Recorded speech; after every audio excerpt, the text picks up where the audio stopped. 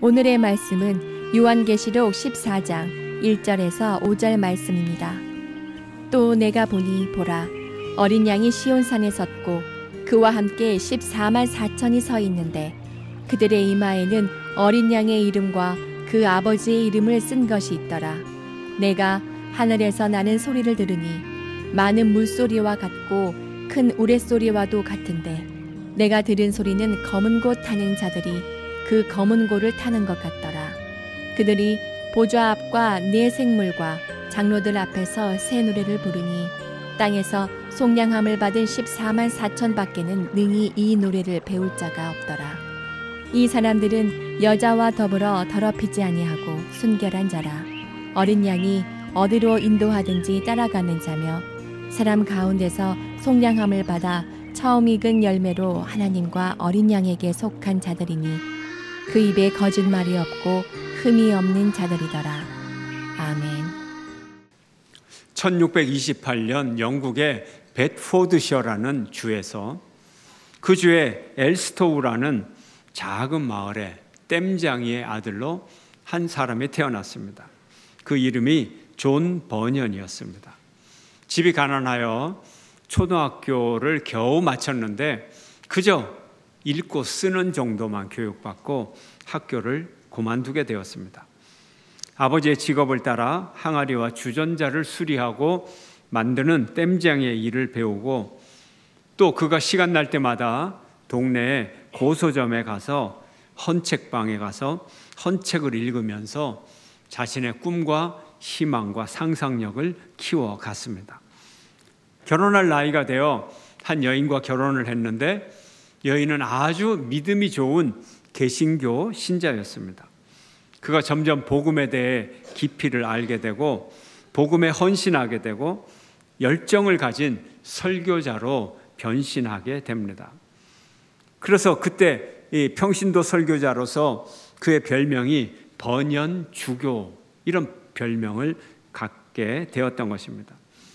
그런데 그 당시 영국의 정치 상황은 이 종교의 자유가 없었습니다.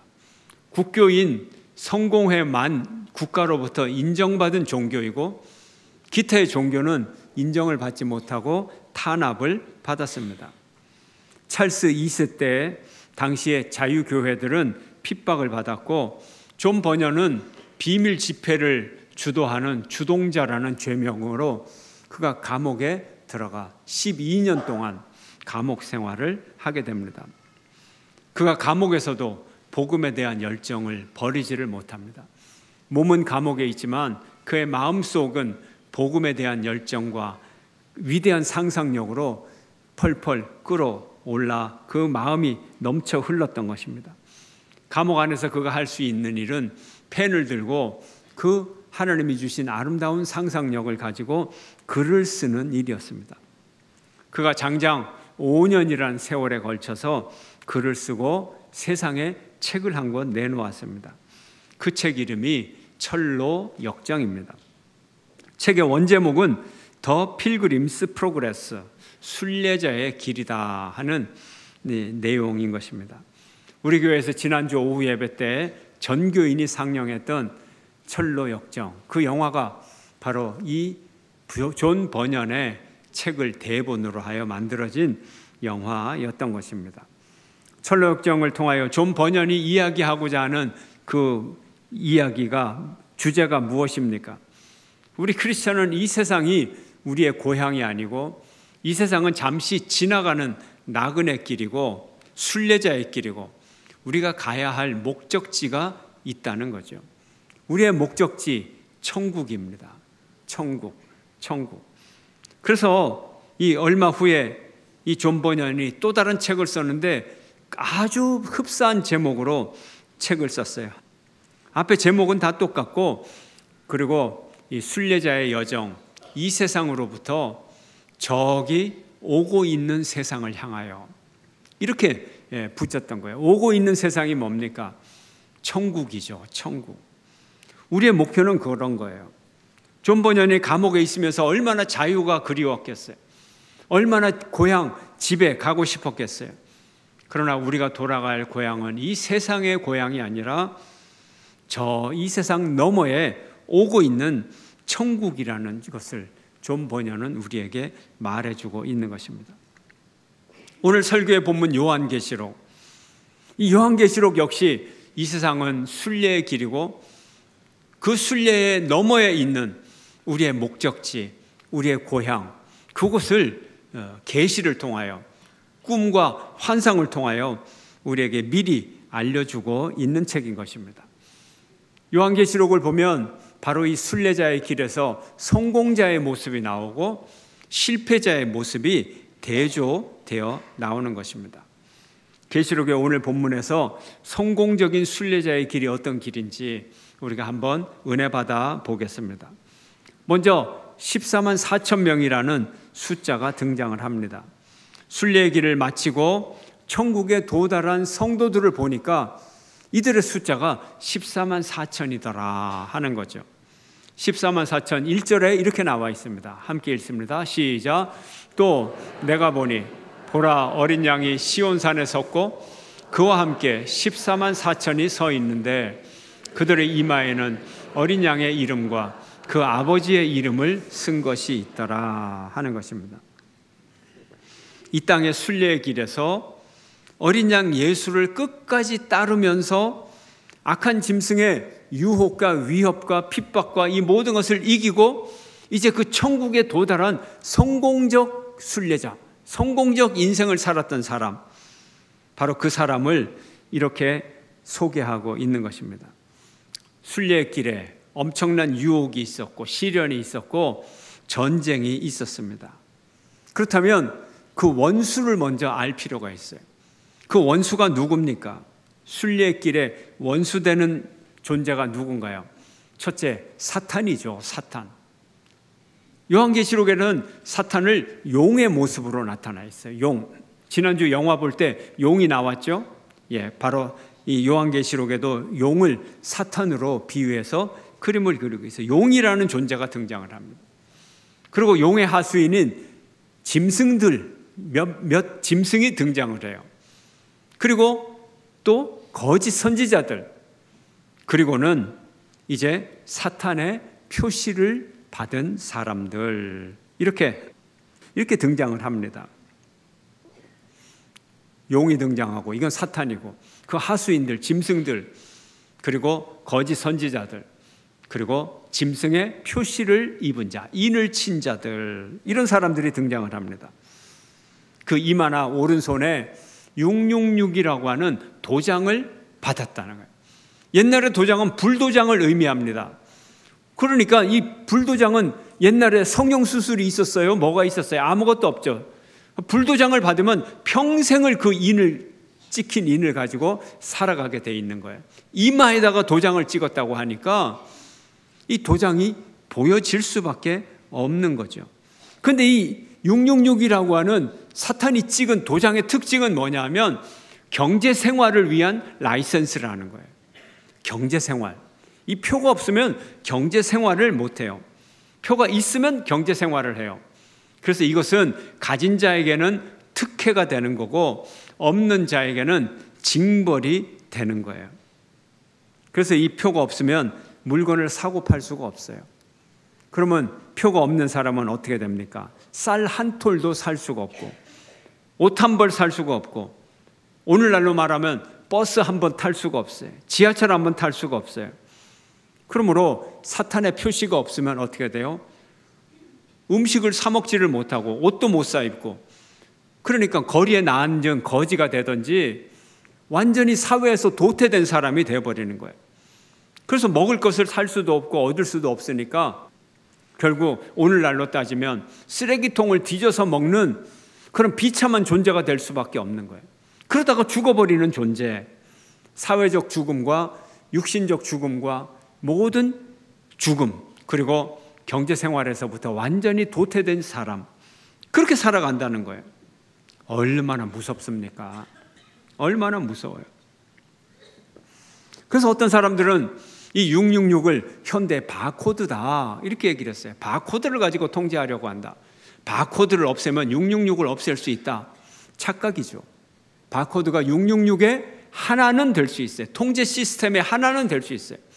그러나 바코드뿐만이 아니라 컴퓨터 시스템이라든지 또 요즘 생체 인식 시스템이라든지 아니면 여러분이 가진 크레딧 카드, 칩, 주민등록증 모든 게 다 666이 될 수 있는 거예요. 굳이 어떤 특정한 테크닉만 666이 되는 게 아니에요.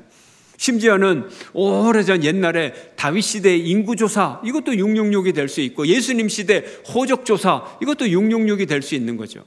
악한 세력이 사람들을 통제하는 것 이것이 다 666이 되는 거예요. 666의 종류는 너무 많아요. 악마가 사용하는 악한 방법이라는 거죠. 이걸 가지고 있어요. 근데 뭐라고요? 무슨 수단을 이용한다고요? 경제 수단을 이용한다는 거죠. 그래요. 미국 대선에서도 나온 용어입니다. 바보야, 문제는 경제야. 그렇습니다. 경제를 모르면 바보입니다. 오늘날의 경제가 얼마나 중요합니까? 근데 사탄이 이 경제를 가지고 컨트롤한다는 거예요. 통제를 한다는 거예요. 이게 무서운 거예요, 여러분. 계시록의 환상대로 얘기를 하면 하나님 편에 선 사람들은 666 표를 못 받았기 때문에 정말 비참한 존재가 되는 거예요. 여러분 말씀대로 살아가기를 원하시죠? 그럼 오늘날 결단을 해야 됩니다, 여러분. 이게 고민이에요, 사실은. 우리가 정말 극단적으로 말씀을 100% 지키고 살아가기를 원한다면 너무 어려운 점이 많습니다. 고민할 게 너무 많습니다. 우리가 너무 쉽게 오늘날의 시스템에 우리가 익숙해져 가지고 태어날 때부터 이렇게 살았으니까 그런가 보다. 그리고 우리가 정의는 그저 이 체제 안에서의 정의를 우리는 추구하면서 살아가고 있는데, 그런데 존 버년에 의하면, 계시록에 의하면 만약에 현 시스템이 666이라면 여러분 어떻게 하시겠어요? 하나님 믿고 쓰레기통을 뒤지면서도 하나님을 믿고 그렇게 살아가시겠어요? 잠시 하나님 버리고 그냥 666 현실 만족해서 살아가시겠어요? 과연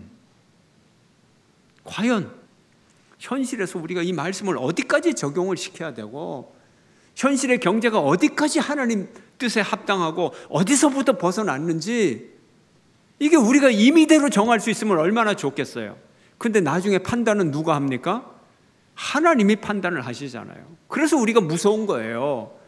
그래서 사도 바울의 말처럼 너희는 두렵고 떨림으로 너희 구원을 이루라는 거예요. 두렵고 떨리는 마음으로 하나님의 심판대 앞에 설 때까지는 우리의 구원이 확실치 않아요. 다만 짐작할 따름이에요. 이쯤 아닐까? 내 양심에 의하면 이쯤인데, 내 양심에 의하면 이쯤인데. 그러나 알 수가 없어요. 알 수가 없어요. 사탄은 경제 체제를 갖고 사람들을 다스리는 거예요. 이것은 단순한 물질의 유혹이 아니라 생존의 필수적인 조건을 가지고 그가 다스리고 있다는 거예요. 이것이 우리의 어려운 점인 거예요. 여러분 잘 생각하세요. 오늘날의 이 돈 문제를 가지고 이 경제 문제에서 내가 어떻게 행동해야 되느냐. 분명한 건 있어요. 오늘날의 체제 속에서 이건 분명히 불이야. 그럼 절대 그걸 하시면 안 돼요. 그러나 애매한 문제에 있어서 아니면 이건 당연히 선이야. 그러나 그것도 하나님의 입장에서 하나님의 기준에서 잘못될 수 있다는 거예요. 우리가 그 점을 알아요. 왜요? 666이라고 하는 시스템을 가지고 다스리기 때문에 그 속에 들어가서는 어떻게 벗어날 수가 없는 거예요. 그런데 하나님께서 사탄이 자기 편을 삼았어요. 그런데 하나님도 자기 백성을 구별을 합니다. 할렐루야. 하나님도 자기 백성을 구별을 해요. 악한 자들이 악한 표식을 주어서 자기 백성을 삼듯이 하나님도 하나님 표시를 주었어요. 어떤 표시요? 이 무시무시한 시련을 통과하여 승리한 백성들에게 그 이마에, 역시 하나님도 이마에 불도장을 찍었는데 그 내용이 뭐냐? 어린 양의 이름, 예수 그리스도, 하나님 아버지의 이름 도장을 찍었어요. 그것이 이마에 기록이 되어 있어요. 우리가 많은 가축이 있을 때 이 들판에서 이 목자들이 양들이 섞여버리면 나중에 구별을 못하니까 자기 양에다가 불도장을 다 찍잖아요. 그렇듯이 하나님도 당신의 백성을 잃어버리지 않도록 도장을 찍어서 구별을 하는 거예요. 하나님의 소유가 되었다는 거죠. 이렇게 14만 4천은 하나님의 도장을 받은 사람이라는 거예요. 하나님의 도장을 받은 사람의 총 숫자가 14만 4천이라는 거예요. 여기에 또 상징적인 의미가 들어있습니다. 먼저 144 곱하기 1000이 14만 4천이에요. 144는 어떻게 온 거냐? 구약의 12지파 12, 신약의 12사도 12, 12 곱하기 12, 144가 나오게 됩니다. 그리고 1000을 곱합니다. 1000은 완전수 10인데 3이 또 완전수예요. 10이라고 하는 완전수를 3번 완전수로 곱하니까 더 완전한 숫자 1000이 되는 거예요. 이것은 무한한 숫자, 아주 많은 숫자를 의미합니다. 그러므로 신약과 구약 시대에, 구약 시대와 신약 시대의 모든 시대를 걸쳐서 하나님의 구원받은 모든 사람의 숫자, 이것을 14만 4천이라고 성경은 말하고 있는 것입니다. 그런데 이단들은 이 숫자를 제한을 합니다. 분명히 상징적인 숫자예요. 무한한 숫자, 많은 큰 숫자를 의미해요.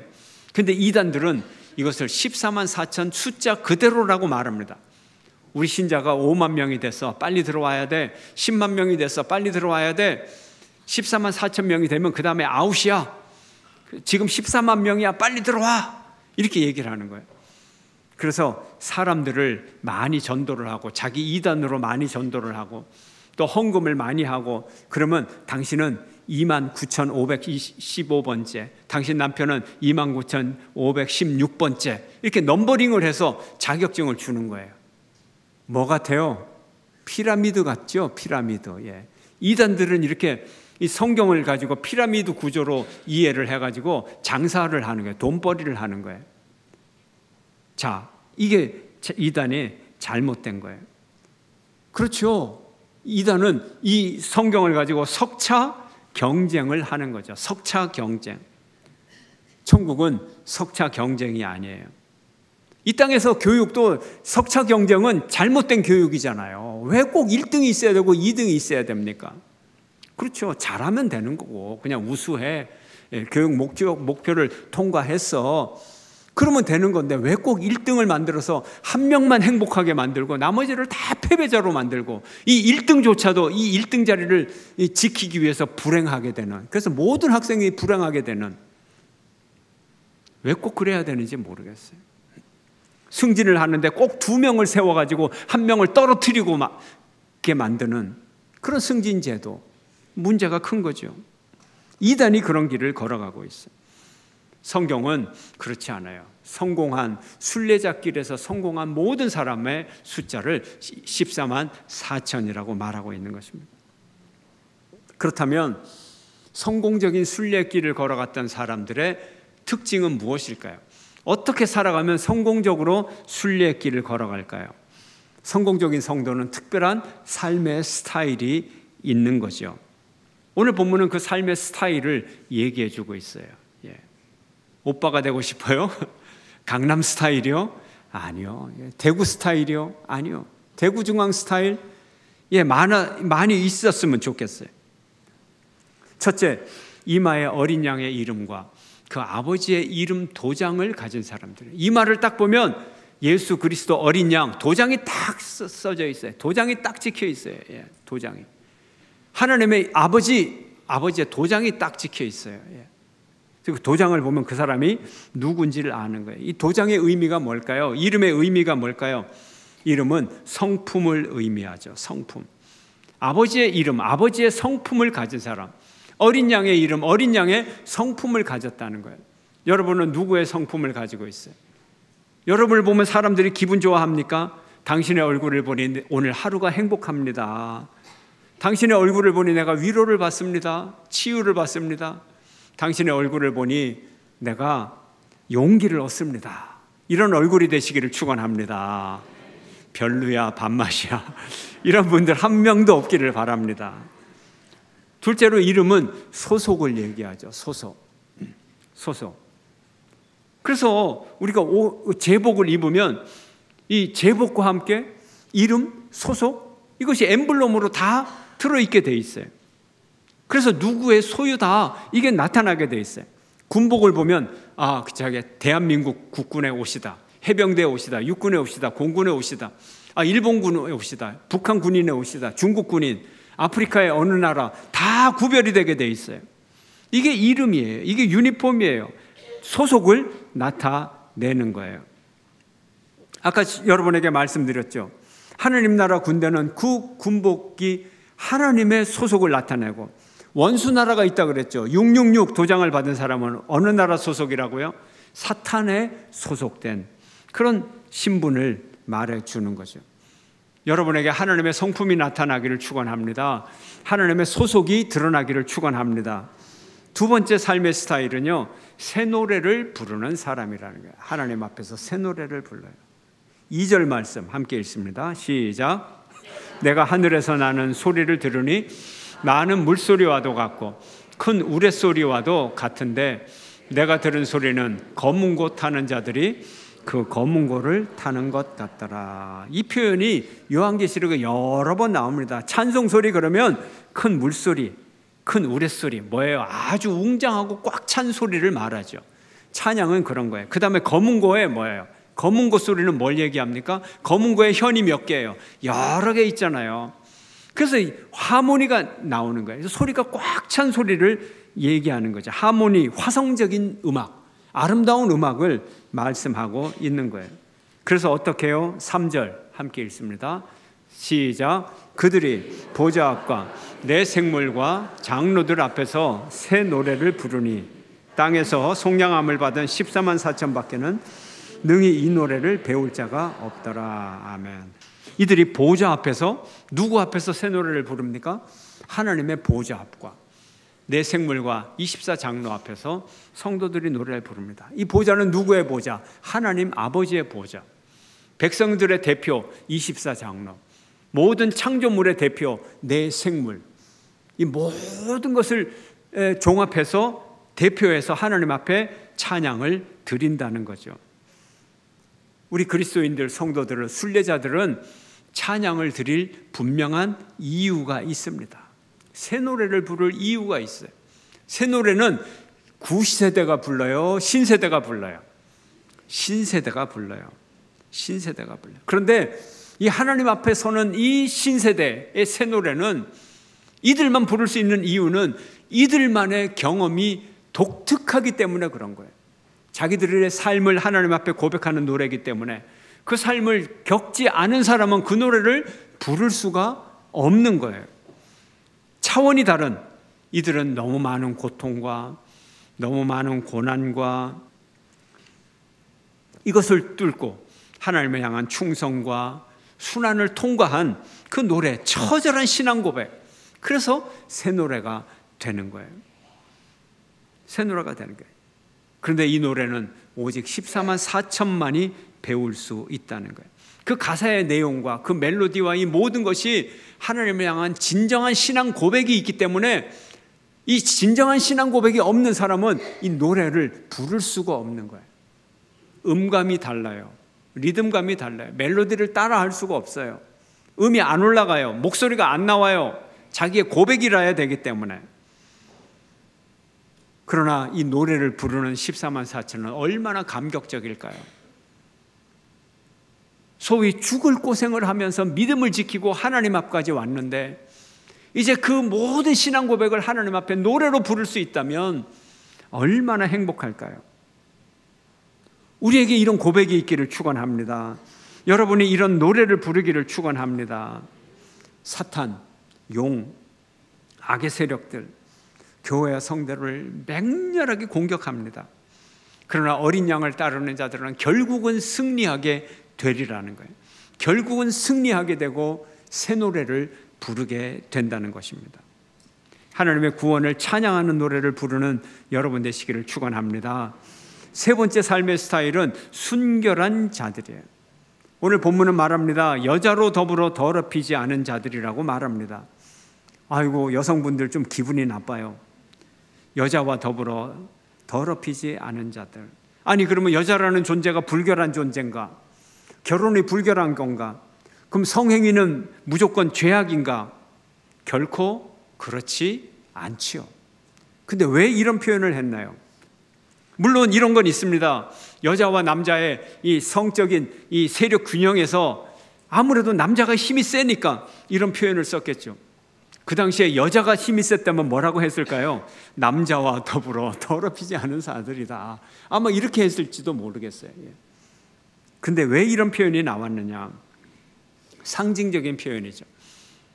요한계시록에 나오는 여자는 좋은 여자가 아니라 음녀를 얘기합니다. 품행이 방정하지 않은 음녀를 얘기합니다. 근데 이 음녀는 누구를 의미하느냐?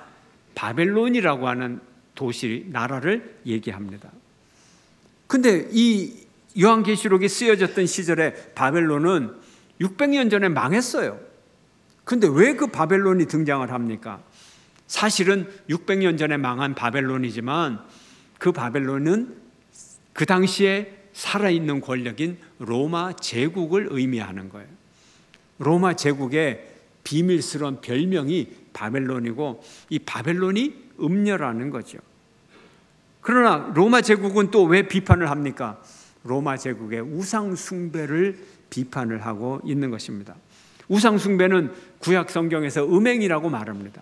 그러므로 로마 제국의 우상 숭배에 물들지 않은 자들을, 이것을 다른 말로 암호로 표현을 하면 여자와 더불어 더럽히지 않은 자들이다, 이렇게 상징적으로 표현을 하고 있는 것입니다. 순결한 자들이에요. 순결한 자들이. 구약에서는 말합니다. 거룩한 전쟁을 앞두고 출전하는 병사들은 성적인 절제를 해라. 그래야 전쟁에서 이길 수 있다는 거죠. 바로 요한계시록에 이 믿음을 지키는 사람들의 승리를 다짐하기 위한 절제와 순결을 말하고 있는 것입니다. 우리에게도 절제와 순결이 있기를 축원합니다. 네 번째 도덕은요, 어린 양을 따라가는 자들이에요. 구원받은 자들은 어린 양을 따라가요. 돈을 따라가는 것이 아니라, 세상의 권력을 따라가는 것이 아니라, 사탄을 따라가는 것이 아니라 어린 양을 따라가요. 어린 양을 따라가면 무엇이 기다리고 있습니까?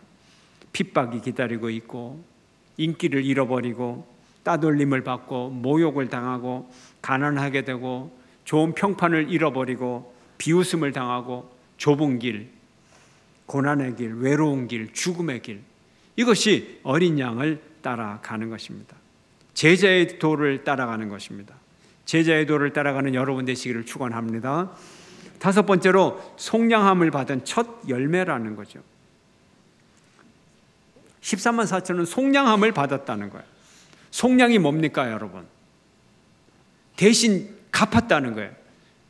대신 돈 주고 샀다는 거예요. 뭐를 샀다는 겁니까? 사람을 샀다는 거예요. 사람 값을 치렀다는 거예요. 뭐예요? 옛날에 노예 제도를 생각하셔야 되는 거예요. 노예 제도. 노예를 돈 주고 사면 내 것이 되고 그 노예는 내 것이 되는 거예요. 우리가 사탄의 노예였는데, 사탄의 종이었는데, 사탄의 소유였는데 예수 그리스도께서 그 보혈의 값을 가지고 값을 지불하고 나를 사갔어요. 그러므로 나는 이제 더 이상 사탄의 것이 아니라 나는 예수님의 소유가 되는 거예요. 속량함을 입었어요. 나는 예수님의 것이에요. 그리고 첫 열매는 뭡니까? 이제 첫 열매로서, 첫 열매가 맺히면 앞으로 더 많은 열매가 맺히게 되는 겁니다. 그러므로 하나님이 예수님이 나를 속량을 하고 나를 첫 열매로 삼아서 앞으로 더 많은 생명을 더 많이 구원하실 것이다, 이런 의미를 가지고 있는 것입니다. 속량함을 받은 첫 열매로 살아가는 여러분 되시기를 축원합니다. 여섯 번째, 입에 거짓이 없고 흠이 없는 자들이라고 말합니다. 입에 거짓이 없어요. 혀를 굴레 씌우고 통제하고 잘 다룹니다. 여러분, 다른 사람에게 상처 준 일 있습니까? 상처 준 일 없어요? 주먹 쓴 일 없습니까? 예, 주먹 쓸 일 없겠죠. 예, 주먹을 쓰면 폭력배죠. 그러나 주먹의 폭력보다, 주먹으로 인한 상처보다 더 큰 상처를 여러분이 준 적이 있을 거예요. 뭐로? 혀로. 나는 안 주었는데 상대방이 받았대요. 그러면 준 거지요, 내가. 입술에 거짓이 없고 흠이 없는 자들. 입술은 우리의 생각과 성품을 드러내는 것입니다. 우리의 생각과 성품이 사랑과 치유와 구원이 되기를 주의 이름으로 축원합니다. 7번째로 마지막에 인내하며 믿음을 지키는 성도들입니다. 우리의 믿음은 인내로 지켜집니다. 여러분, 예수 그리스도를 믿는 믿음을 잘 가져야 돼요. 좋은 믿음을 가져야 돼요. 그런데 믿음만 가지고는 구원을 받지를 못해요. 잠시 믿었다가 그 믿음을 잃어버리게 되는 거예요. 그래서 믿음이 믿음되기 위해서는 인내를 함께 가져야 돼요. 끝까지 믿어야 되는 거예요. 그러면 인내가 있어야 되는 거예요. 인내함으로 끝까지 믿음을 지키면 여러분이 구원을 받을 수가 있는 것입니다. 바로 이런 사람들이, 이런 특징을 가진 사람들이 바로 14만 4천 구원 얻은 백성이라는 겁니다. 우리에게 도전이 되는 내용이에요. 계시록은 그래서 보상의 책입니다. 계시록은 상 받는 사람을 위한 책이에요. 믿음을 지키면 이런 복이 있다. 용의 위협, 사탄의 위협을 끝까지 인내로 이겨내고 하나님을 믿어라. 그러면 상을 받는다. 이렇게 얘기합니다. 그리고 원수들은 벌 받는다, 심판 받는다. 이렇게 우리에게 말하고 있는 것입니다. 짐승과 우상들을 경배하는 자들을 하나님이 어떻게 하신다고요? 심판하신다는 거예요. 짐승과 그의 우상에게 경배하는 자들, 짐승의 표를 받고 경제생활을 아주 윤택하게 잘한 사람들, 하나님의 진노의 포도주를 마시고 영원한 벌을 받게 되는데, 그 영원한 벌은 뭐냐? 불과 유황불 속에 들어가가지고 영원히 고난을 받고 밤낮 쉼을 얻지 못한다. 이렇게 얘기를 합니다. 그리고 또 소금에 볶이듯이 볶일 것이다. 이렇게 말을 합니다. 여러분, 요리를 좀 하십니까? 예, 간을 할 때 어떻게 합니까? 간할 때 그냥 위에만 팍 뿌리고 그냥 맙니까? 이게 간이 잘 배도록 뒤집어서 또 국물은 또 잘 저어주고 간이 골고루 배도록 하잖아요. 심판날에 그렇게 된다는 거예요. 심판날에 불과 유황불이 얼마나 뜨거운지 가만히 있을 수가 없어요. 24시간 달달달달달달달 앞으로 뒤집고 뒤로 뒤집고 이거를 영원히 한다는 거죠. 영원히. 이들은 이 세상에서는 666표를 가지고 부정한 세상에서는 행복하게 그렇게 잘 사는 것처럼 보였을지 몰라도, 그러나 이 세상은 잠깐이요, 영원한 형벌은 영원하다는 거예요. 소금 볶듯이 달달달달 가만히 있을 수가 없는 거예요. 아 뜨거, 아 뜨거, 아 뜨거. 팔로 짚으면 다리가 뜨겁고 다리 짚으면 또 다리가 뜨겁고 팔꿈치, 발꿈치, 등허리로 하면 너무 뜨거워서 앞으로 하면 또 배가 뜨겁고 옆구리가 뜨겁고 궁둥이가 뜨겁고 머리가 뜨겁고 계속 뒤집어야 되는 거예요. 계속 뒤집어. 어떻게? 하루, 이틀, 사흘, 영원히. 그런데 14만 4천은 어떻게 된다고요? 하나님께서 주시는 평화를 누리게 돼요. 어떻게? 하루, 이틀, 3일? 아니요. 영원한 안식을 주신다는 거예요. 이것이 계시록의 책이에요. 보상의 책이에요. 바로 이 보상해 주시기 위해서, 우리를 상 주시기 위해서 누가 오셔야 됩니까? 예수님이 오셔야 돼요. 그 종말의 날이 와야 돼요. 그래서 믿음을 지키는 사람들, 고난의 삶을 살아가는 사람들, 주님 빨리 오세요. 주님 빨리 오세요. 대림절에 읽는 책, 그래서 대림절에 읽는 책, 주여 오시옵소서, 빨리 오시옵소서, 계시록이 되는 것입니다. 이 계시를 미리 알려주시는 이유가 뭡니까? 오늘의 현실을 이렇게 살아가라는 거죠. 그래야 미래에 하나님의 축복이 우리에게 열린다는 거죠. 하나님의 소유물임을 이마에 드러내놓고 살아라 하는 거예요. 좀 가난해진다고 불평하지 말고, 좀 어려운 일 닥친다고 믿음 버리지 말고 이마에 하나님 도장을 찍고 그렇게 좀 살아가라는 거예요. 하나님의 상급이 있을 줄로 믿습니다. 그리고 사탄의 666을 이겨라. 사탄의 666을 이겨라. 적당히 타협하고 속아 넘어가지 말고 666을 이겨라 하는 거예요. 그리고 입술로 죄짓지 말고 새 노래로 하나님을 찬양해라 하는 거예요. 하나님을 찬양하는 여러분 되시기를 축원합니다. 그리고 순결하게 살라 하는 거예요. 세상이 참 악하죠. 세상이 참 더럽죠. 세상이 참 유혹을 해오죠. 그러나 주님이 곧 오시면 순결하게 사는 삶을 보상을 받는다는 거예요. 어린 양의 혼인잔치에 들어간다는 거예요. 흰옷을 입고 깨끗한 자들이 하나님의 잔치에 반드시 들어간다는 거예요. 그리고 예수님만 따라가라. 예수님만 따라가라.